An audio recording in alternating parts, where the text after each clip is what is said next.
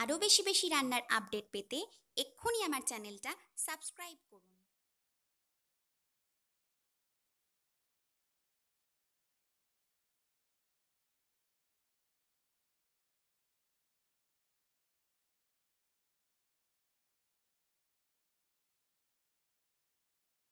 Hello friends, welcome to Chandrima's world.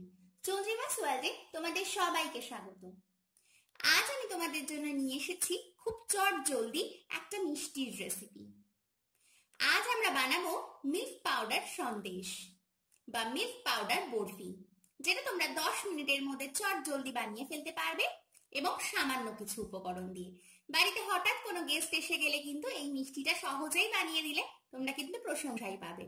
তো please recipe বাড়িতে try করো, আর আমাকে জানিও আমার রেসিপি তোমাদের কেমন লাগলো। ভালো লাগলে লাইক, কমেন্ট, শেয়ার আর চ্যানেলটাকে অবশ্যই সাবস্ক্রাইব করে নিও। তাহলে চলো রেসিপি শুরু করি। 5 মিনিটে গুঁড়ো দুধের বরফি বানাতে আমাদের লাগবে গুঁড়ো দুধ। আমি এখানে গুঁড়ো দুধ নিয়েছি 1.5 কাপ। এখানে আমি গুঁড়ো চিনি নিয়েছি, এটা আমি মিক্সিতে পিষে নিয়েছি। এটা আছে 1/2 কাপ। আছে আমাদের ঘি। এখানে আমি লিকুইড দুধ নিয়েছি, এটাও আমি 1/2 কাপ নিয়েছি। আর এখানে আছে কিছু ড্রাই ফ্রুটস, যেগুলোকে আমি একদম ছোট ছোট করে কেটে নিয়েছি। এখানে পেস্তা, আমন্ড আর কাজু আমি একদম ছোট ছোট করে কেটে নিয়েছি। দেখতেই পাচ্ছ সামান্য কিছু উপকরণ, এবং 5 মিনিটের মধ্যে আমরা মিষ্টিটা কিভাবে সহজে বানাতে পারি সেটাই এখন চলো দেখে নিই। ইন্ডাকশনে একটা পাত্র বসিয়ে দিয়েছি, আর তার মধ্যে এখন আমি দিয়ে দেব ঘি। আমি এখানে ঘি দিচ্ছি 2 টেবিল চামচ পরিমাণ। আর এই ঘিয়ের মধ্যে এখন আমরা দিয়ে দেব লিকুইড দুধটা, দিয়ে একটু ভালো করে এটাকে আমরা মিশতে দেব। জাস্ট ঘিটা গলে যাওয়া পর্যন্ত। গ্যাসের টেম্পারেচার কিন্তু বাড়ালে হবে না, যেন এটা কমেই থাকে। ঘিটা জাস্ট আমাদের গলে গেছে, এবার আমরা এর মধ্যে দিয়ে দেব গুঁড়ো দুধটা,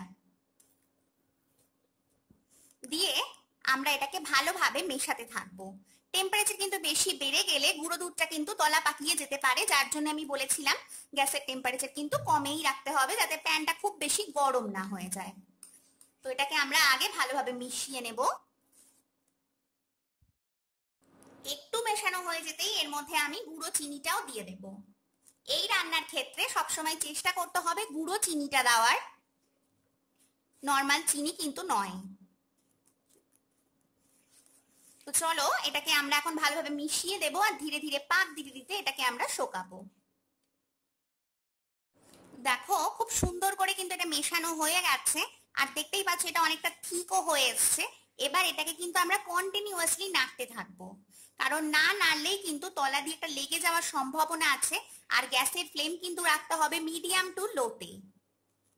তো দেখতেই পাচ্ছ ধীরে ধীরে ঠিক হয়ে যাচ্ছে। তো এইভাবে আমরা ধীরে ধীরে এটাকে নাড়তে চাড়তে শুকিয়ে নেব। দেখো এটা কিন্তু অনেকটাই ঠিক হয়ে গেছে। আমি এইভাবেই কন্টিনিউয়াসলি এটাকে নাড়তে থাকছি। তো এটা আর সামান্য একটু হবে, আর 1 মিনিট মতন এটা হবে। যখন এটা পাত্রের গা নিজেই ছেড়ে দেবে তখন আমরা এটাকে কিন্তু নামিয়ে নেব।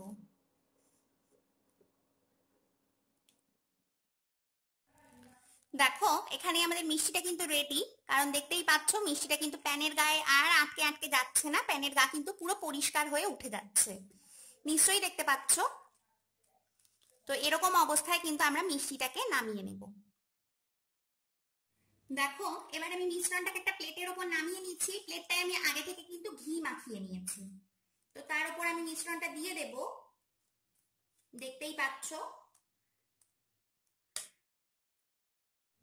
আমি যেহেতু এটাকে চৌকো করে কাটবো, তার জন্য একটা চৌকো শেপ দিচ্ছি। আমি স্প্যাচুলাটার গায়ে একটুখানি ঘি মেখে নিয়েছি, দিয়ে এটাকে আমি চৌকো শেপ দিয়ে দিচ্ছি। দেখতেই পাচ্ছ যেভাবে আমি করছি। তোমরা এটা কিন্তু যে কোনো মন মতো ভাবে বানাতে পারো। এবার ওপর দিক থেকেও একটু করে দেব। দেখো এটা কিন্তু সুন্দর চৌকো শেপ হয়ে গেছে। এবার গরম থাকা অবস্থাতেই ওপর থেকে আমরা কিছু ড্রাই ফ্রুটস এইভাবে ছড়িয়ে দেব।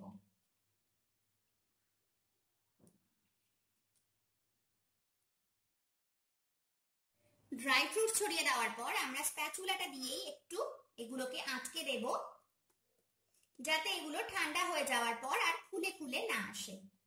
দেখতেই পাচ্ছ। এবার এটা তোমরা ফ্রিজেও জমাতে পারো বা বাইরেও কিন্তু 1 ঘন্টার জন্য এইভাবে ফেলে রাখলে এটা কিন্তু সুন্দর জমে যাবে। তো চলো 1 ঘন্টা পর কিন্তু ফিরে আসছি। ঠান্ডা হয়ে যাওয়ার পর দেখো ঠিক একটা ছুরিতে ঘি মেখে নিয়ে এটাকে আমি ধীরে ধীরে কেটে নিচ্ছি।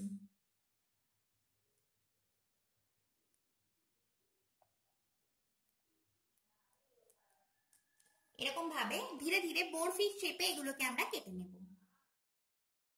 দেখো বরফিগুলোকে কিন্তু আমি প্লেটে সাজিয়ে সার্ভ করে দিয়েছি।